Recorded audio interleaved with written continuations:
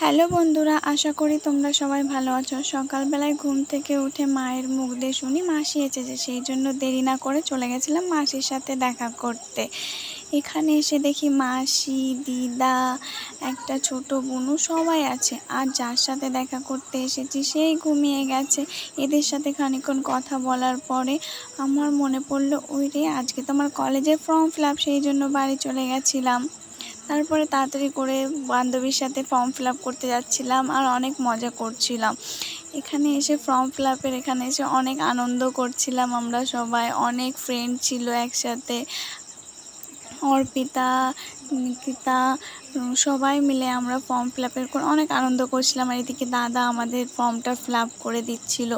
তারপরে বাড়ি যেতে না যেতেই কম্পিউটারে চলে যেতে হয়েছিল। কম্পিউটারে এসে দেখি সবাই বসে পড়েছে, একটাও জায়গা নেই। সেই জন্য আমাকে